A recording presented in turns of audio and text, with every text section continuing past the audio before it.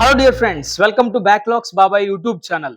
Okay, మనకి ఎల్లుండు biology examination ఉంది. ఈ బయాలజీ ఎగ్జామినేషన్ కి సంబంధించి ఇంపార్టెంట్ 8 మార్క్స్ మరియు 4 మార్క్స్ ఈ వీడియోలో తెలుసుకోబోతున్నాం. మనం జాగ్రత్తగా వీడియోని స్కిప్ చేయకుండా చూడండి చివరి వరకు. ఓకే, సెక్షన్ సి లో మనకి 8 మార్క్స్ కనిపిస్తాయి. మనం రెండు 8 మార్క్ క్వశ్చన్స్ రాయాలి. రెండు అంటే 2 8 ఎంత 16 మార్క్స్. సెక్షన్ సి కి సంబంధించి మనకి టోటల్ గా 16 మార్క్స్ వస్తాయి.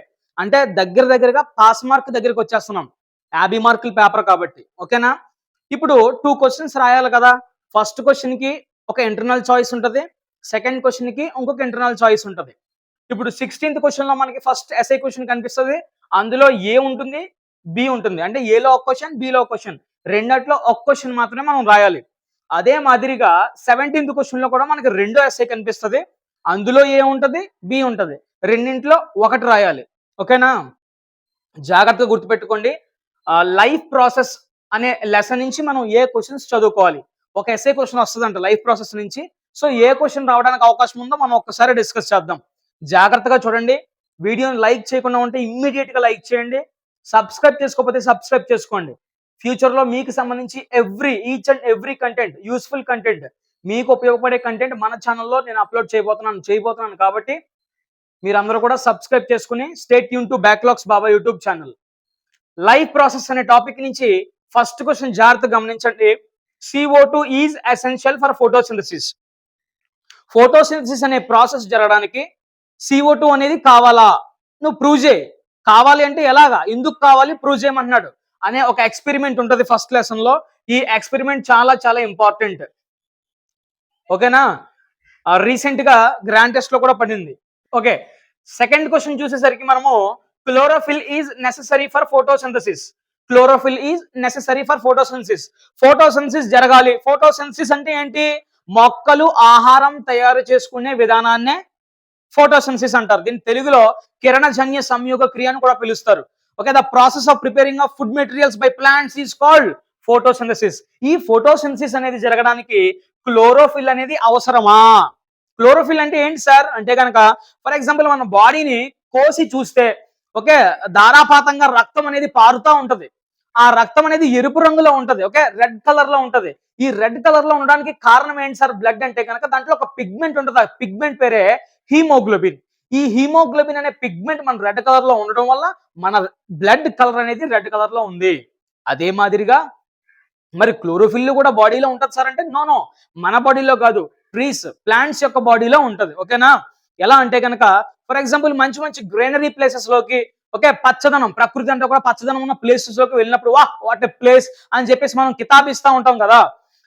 దానికి గల కారణం ఏంటంటే కనుక క్లోరోఫిల్. బికాస్ ఈ ఆకుల్లో, లీవ్స్ లో ఒక పిగ్మెంట్ ఉంది. ఆ పిగ్మెంట్ పేరే క్లోరోఫిల్. ఈ క్లోరోఫిల్ అనే పిగ్మెంట్ ఉండడం బట్టే ఈ ఆకులన్నీ కూడా, లీవ్స్ అన్ని కూడా గ్రీన్ కలర్ లో ఉంటున్నాయి. అందుకనే దాన్ని మనం మెచ్చుకుంటున్నాం. ఇప్పుడు ఈ క్లోరోఫిల్ అనేది ఫోటోసింథసిస్ జరగడానికి అవసరమా? అయితే నువ్వు ప్రూవ్ చేయి అని చెప్పేసి ఇంకో క్వశ్చన్ ఉంటది. ఆ క్వశ్చన్ ని కూడా మనం జాగ్రత్తగా ప్రిపేర్ అవ్వాలి. తర్వాత క్వశ్చన్ వచ్చేసి light is essential for photosynthesis. Light is essential for photosynthesis. Light ఏంటి? Light is nothing but the sunlight. మన లైట్ కాదు, సన్లైట్. సన్లైట్ అనేది ఫోటోసింథసిస్ జరగడానికి అవసరమా కాదా? ఖచ్చితంగా అవసరం, ప్రైమరీగా అవసరము. ఓకే, అది ఎందుకు అవసరమో ప్రూవ్ చేయమని చెప్తున్నాడు. ఓకేనా? ఓకే, మనం లీఫ్ ని ఒక హాఫ్ పార్ట్ మూసేసి ఇంకొక పార్ట్ ఎక్స్పోజర్ చేసి ఎక్స్పెరిమెంట్ చేయగలగాలి. ఓకే, ఇది కూడా ప్రీ ఫైనల్ ఎగ్జామినేషన్ అడిగాడు. సో చాలా ఇంపార్టెంట్. నా గెస్సింగ్ ప్రకారంగా ఈ మూడింటిలో ఒక క్వశ్చన్ రావడానికి అవకాశం ఉంది. చాలా చాలా ఇంపార్టెంట్. ఇకపోతే సేఫ్ సైడ్ కోసం ఇంకో క్వశ్చన్ కూడా ఇచ్చాను నేను ఫస్ట్ లెసన్ లో. Lab activity saliva on starch అనే ఒక ల్యాబ్ యాక్టివిటీ కూడా ఉంటది. దీన్ని మీరు మక్కి చదవాల్సిన అవసరం లేదు. జస్ట్ కాన్సెప్ట్ తెలుసుకోండి. ఒకవేళ పడితే, ఇన్ కేస్ పడితే, ఈ మూడు తప్పించి ఇది పడితే ఓన్ గా రాసేద్దరు కానీ జస్ట్ కాన్సెప్ట్ తెలుసుకోండి. ఈ మూడు మాత్రం ఖచ్చితంగా రఫ్ డయాగ్రామ్ తో సహా మొత్తం అంతా కూడా ప్రాక్టీస్ చేయండి. 8కి 8 మార్క్స్ రావాలి, అది గుర్తుపెట్టుకోండి. నెక్స్ట్ దీనికి ఇంటర్నల్ చాయిస్. అన్ని లెసన్స్ లో క్వశ్చన్స్ కవర్ చేయడానికి ప్రయత్నం చేయండి. ఓకేనా? ఎందుకో నేను చెప్తాను లాస్ట్ లో. నెక్స్ట్ దీనికి ఇంటర్నల్ చాయిస్ వచ్చేసి below how do organisms reproduce. ఈ చాప్టర్ నుంచి మనకి ఒక 4 క్వశ్చన్స్ నేను ఇచ్చాను. అందులో ఫస్ట్ది spores in bread mould, budding in yeast, modes of asexual reproduction, vegetative propagation in potatoes. ఈ 4 క్వశ్చన్లు కూడా చాలా చాలా ఇంపార్టెంట్. ఓకేనా? నా గెస్సింగ్ ప్రకారంగా ఫస్ట్ 3 చాలా చాలా ఇంపార్టెంట్. ఓకేనా? బ్రెడ్ మోల్డ్ చాలా సార్లు ఎగ్జామినేషన్ లో అడిగాడు. బడ్డింగ్ ఇన్ ఈస్ట్ రీసెంట్ గా జరిగిన గ్రాండ్ టెస్ట్ లో అడిగాడు. మోడ్స్ ఆఫ్ అసెక్షువల్ రిప్రొడక్షన్ దీన్ని చదివాల్సిన అవసరం లేదు. బడ్డింగ్ మనం ఇలాంటివి ఉన్నాయి కదా, ఫిజన్, వెజిటేటివ్ ప్రాపగేషన్ కూడా one of the mode in asexual reproduction. అది ఓన్ గా రాయొచ్చు. ఇవన్నీ కూడా జస్ట్ కాన్సెప్ట్ తెలుసుకుని, దీన్ని టెన్షన్ పడిపోతే వర్కౌట్ అవ్వదు. కాన్సెప్ట్ తెలుసుకోండి ఒకసారిగా. నెక్స్ట్ 4th క్వశ్చన్ వచ్చేసి జస్ట్ తెలుసుకోండి చాలు, చదివాల్సిన అవసరం లేదు, తెలుసుకోండి. Vegetative propagation in potatoes. అసలు వెజిటేటివ్ ప్రాపగేషన్ అంటే ఏంటి? వెజిటేటివ్ ప్రాపగేషన్ అంటే ఏంటి? వెజిటేటివ్ ప్రాపగేషన్ అనేది ఒక అసెక్షువల్ రిప్రొడక్షన్ లో ఒక mode of reproduction. Okay, vegetative parts ద్వారా రిప్రొడక్షన్ జరిగితే దాన్ని వెజిటేటివ్ ప్రాపగేషన్ అంటారు. వెజిటేటివ్ పార్ట్స్ ఏంటి సార్ అంటే కనుక vegetative parts is nothing but root is vegetative part, stem is vegetative part and leaves also vegetative part. Rather than seeds, all are vegetative parts in plants. ఈ vegetative parts ద్వారా reproduction జరిగితే దాన్ని vegetative propagation అంటారు. ఈ potato అనేది tubes గా form అవుతుంది. Potato పైన ఆ ట్యూబ్స్ అనేవి ఐస్ గా డెవలప్ అవుతాయి. అది మళ్ళీ ఒక కొత్త ప్లాంట్ కింద డెవలప్ అవుతుంది. సో ఈ క్వశ్చన్ కూడా జస్ట్ అర్థం చేసుకుంటే ఏముండదు. ఓకేనా? ఆ స్ట్రెస్ ఫీల్ అవ్వద్దు, చూసుకోండి. సాధ్యమైనంత వరకు 2 మార్క్స్ ట్విస్ట్ చేయడానికి అవకాశం ఉంది బయాలజీలో. నేను మళ్ళీ చెప్తున్నాను, 2 మార్క్స్ అనేవి ఇంచుమించుగా దగ్గరగా 50 క్వశ్చన్లు ఉన్నాయి. ఎస్సీఆర్టీ వాళ్ళు ఇచ్చినవి చదువుకోండి, అందులోంచి వస్తాయి ఖచ్చితంగా. 50 క్వశ్చన్లు ఉన్నాయి. మనకు వచ్చేవి 4 క్వశ్చన్లు మాత్రమే, 8 మార్కులు. కాబట్టి అవన్నీ కవర్ చేయాలంటే ఈ రోజే మీరు ఎస్ఏ క్వశ్చన్లు at the same time 4 marks కూడా ఆల్మోస్ట్ కంప్లీట్ చేయడానికి ప్రయత్నం చేయండి, టైం వేస్ట్ చేయకుండా. ఓకేనా? నెక్స్ట్ ఇది 16th క్వశ్చన్ కి సంబంధించి సమాచారం అంతా కూడా. ఇప్పుడు what about 17th question? 17th question ఏలో కంట్రోల్ అండ్ కోఆర్డినేషన్ అనే ఒక చాప్టర్ ఉంది, 6th చాప్టర్ మనకు బయాలజీలో. ఆ లెసన్ నుంచి ఏం చదువుకోవాలి? చాలా తక్కువ క్వశ్చన్స్ ఉన్నాయి. Structure of nephron and it's functions, ఇది చాలా ఇంపార్టెంట్. నెఫ్రాన్ స్ట్రక్చర్ తెలుసు కదా మనకి, నీట్ గా ఎలా వేస్తా ఉంటాం. ఓకే, చెట్లా ఉంటది. ఆ నెఫ్రాన్ స్ట్రక్చర్ జాగ్రత్తగా మీరు చదవాలి. చాలా మంది నెఫ్రాన్ అనేది నెఫ్రాన్ కాదు, న్యూరాన్. ఈ న్యూరాన్ అనేది చాలా మంది డయాగ్రామ్ ప్రాక్టీస్ చేసి వదిలేస్తున్నారు. ఓకే, ట్విస్ట్ ఇచ్చాడు మొన్న గ్రాండ్ టెస్ట్ లో, డైరెక్ట్ క్వశ్చన్ ఇచ్చాడు. ఎలాగా డయాగ్రామ్ ఒకటి అడగలేదు, దాని స్ట్రక్చర్ దాని ఫంక్షన్స్ రాయమని చెప్పాడు. ఓకేనా? బొమ్మ కనిపించిపోయింది చాలా మందికి. ఎందుకంటే న్యూరాన్ ఒక డయాగ్రామ్ ప్రాక్టీస్ చేసి పోయారు అందరూ కూడా.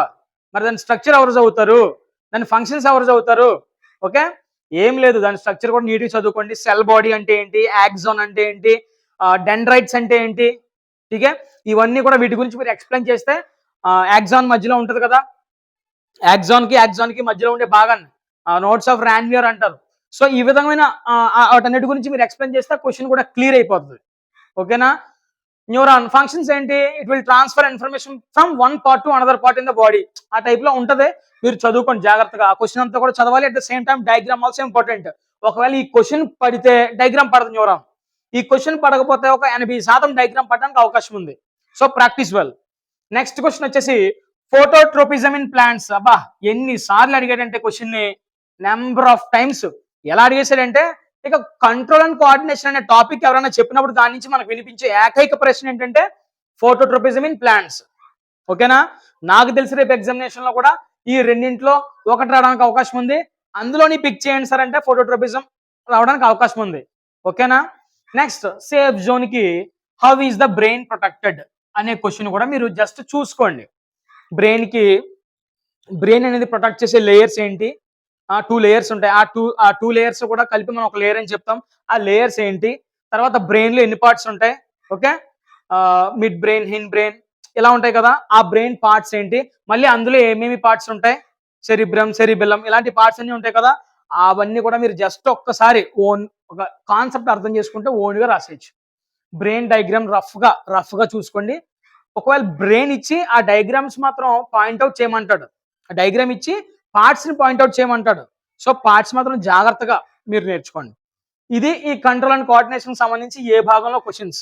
ఇవి చదువుకోండి, ఇవి ఒక్కటి చదువుకుని వదిలేయద్దు, వాటితో పాటు ఇవి కూడా చదువుకోండి. ఓకేనా? నెక్స్ట్ హెరిడిటీ వచ్చేసి ఇది most important question. How is the sex of the child determine? ఒక చైల్డ్ యొక్క సెక్స్ ఎలా డిటర్మైన్ అవుతుంది? ఒక హ్యూమన్ బీయింగ్ లో మొత్తం 46 క్రోమోజోమ్స్ ఉంటాయి. That means 23 pair of chromosomes ఉంటాయి. అందులో 22 పెయిర్స్ ఏమో మామూలువి, 1 పెయిర్ ఏమో సెక్స్ క్రోమోజోమ్స్. ఓకేనా?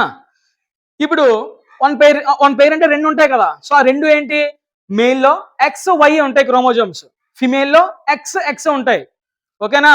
మేల్లో మళ్ళీ చెప్తున్నాను, మేల్లో XY, ఫిమేల్లో XX. ఇప్పుడు ఫిమేల్లో నుంచి ఎప్పుడు క్రోమోజోమ్ వచ్చినా ఎక్సే రావాలి, ఎందుకంటే 2 ఎక్సే ఉన్నాయి కాబట్టి. ఎటొచ్చి మార్పు ఎవరు చేస్తారు ఇక్కడ? మేల్ చేస్తాడు. ఎందుకంటే ఒకసారి ఎక్స్ రావచ్చు, ఇంకొకసారి వై రావచ్చు. So who is the decider here? ఎవరు డిసైడ్ చేస్తున్నారు? మేలా ఫిమేల్ అనేది మేల్ డిసైడ్ చేస్తాడు.